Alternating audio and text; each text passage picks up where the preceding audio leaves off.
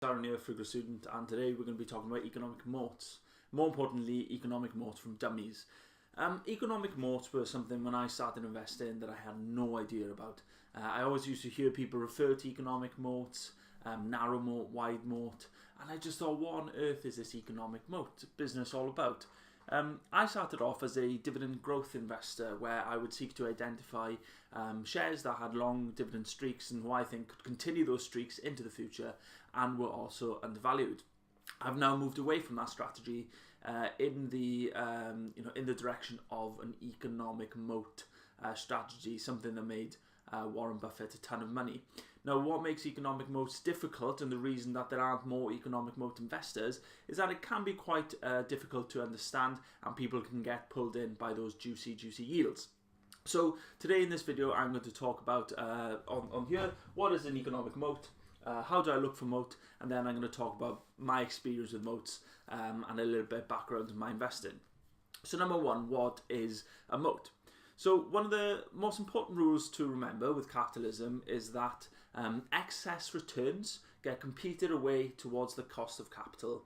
So that means if it costs you £100 to produce something, you're selling it to begin with at £200, eventually competition will enter and they'll push that £100 profit, so the difference between 100 and 200, down to about 101, 102. So any excess returns that you're generating are going to be eroded over time. That means that your gross margin, your net margin are going to erode over time. So an economic moat is something that stops that from happening. So in a way, it blocks you from one of the first laws of capitalism, which means that excess returns don't get competed away over time, which means as investors, we get a nice juicy share of those excess returns. So I'm going to give you an example of an economic moat, and I always found the first type of moat that you can get the easiest to understand to begin with. That's why I'm going to talk about that. So the first type of moat you can get is something we call the network effect, and the network effect is where you have a mass of people integrated into one network that makes it very hard for competition to enter that space because the network is already established. There is already a critical mass in that space. The easiest example I could think of is eBay. Now, when I started selling stuff on eBay a few years ago, trying to make a bit of extra money, I got so frustrated by the fees that I was paying. I was paying about 10% commission and the listing fees. There's got to be an alternative to this. So I looked up and I listed some stuff on some website called eBid or something like that. Nobody bid for it. This is a perfect example of the network effect. There is already a market of buyers and sellers on eBay.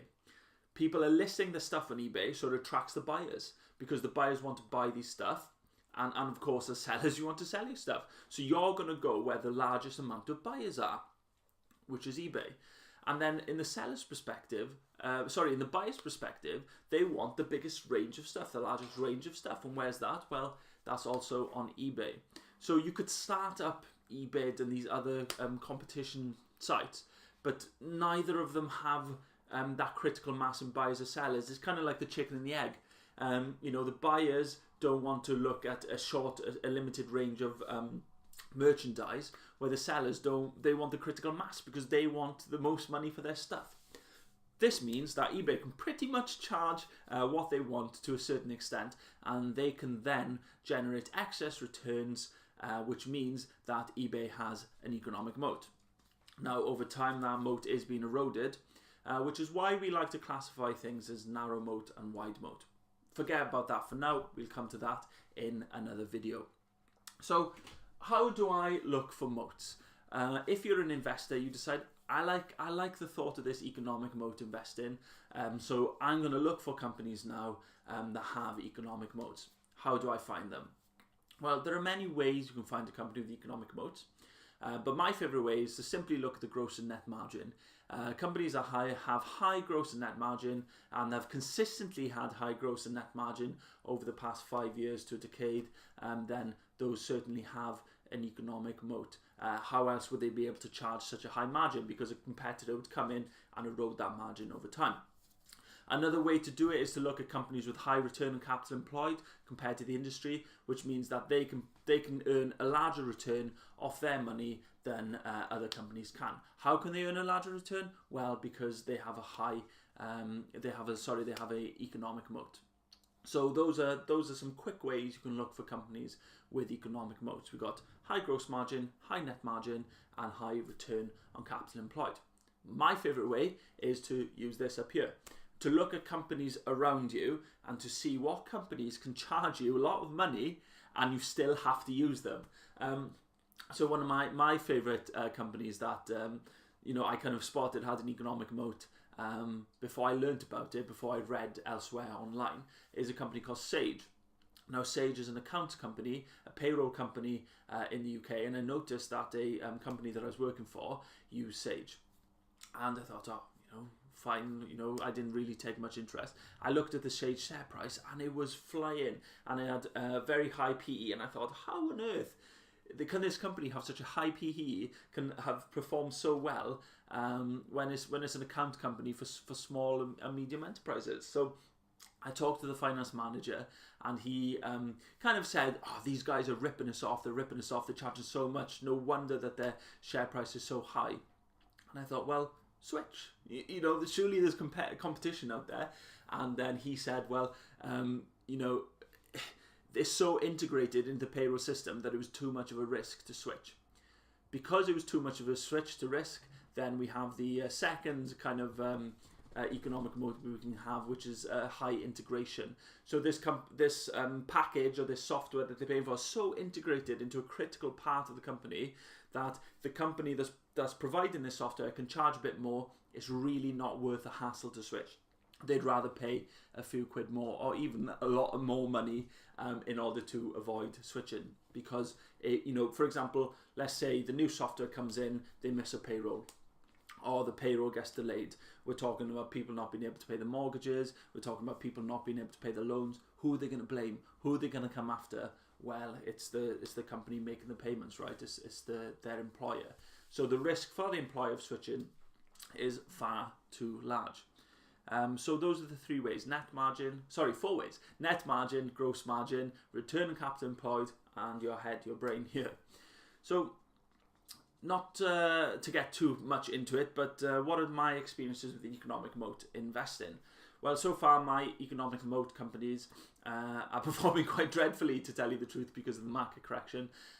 But the ones that I've previously bought before this correction are performing very well. So the companies that I'm talking about, I really, really got lucky. Managed to get Tencent very much near its 52-week low. I own shares in Atia, which has taken a bit of a battering recently because of their acquisition in June. What else can I think of? Starbucks then has performed extremely well for me. Procter & Gamble performs extremely well for me. And these are then companies with wide economic moats. So the hard thing with economic moats, and one thing you need to keep in mind, is the way that most people measure economic moats, like I said, gross margin, net margin, return on capital employed, you break. These are often based on past experiences or past results. So you can have companies that have had very high gross margins, net margins in the past, but then those are getting eroded over time because maybe a new technology or a new competitor, or they've lost that moat. So I'll go back to Sage, because what's happened in the last few years with Sage is now you have competition from cloud operators such as QuickBooks, for example, which is making it far easier for companies to switch their payroll from Sage to QuickBooks to other companies, right? So when you're looking to buy a company or invest in a company with a large economic moat or with a economic moat, you need to be sure that this economic moat is sustainable into the future. How to do that? Well, you ask people involved in that industry, you ask people who use that product, you do your research online. So that's been a very quick video, just because it was on my mind and I really wanted to get out there, because everybody, for some reason on YouTube today, they're panicking, they're going crazy because there's stock market correction. Don't worry, buy companies with wide economic moats, bargain prices. They're going to be able to outperform the rest over the future. They're going to be able to keep generating those excess returns. Don't worry about it and relax. So if you enjoyed the video, then please like and subscribe to my channel. But more importantly, I'm going to be making more videos, a more in-depth look at economic moats. That is a whistle-stop tour. And there are some common mistakes people can make, mistaken in moats that are not there, for example, and also buying companies with eroding moats and not spotting them. And also, I've only talked about two types of economic moats in this video. That's the network effect, and that's the heavy integration with the company. There are many, many more. Perceived product differentiation, for example, which is one of my favorites. So I'll be making videos discussing those as well. So if you're interested in economic moats, if you want to learn more about economic moats, like my video, subscribe to the channel, and I'll make it. Hopefully we can teach you about economic moats.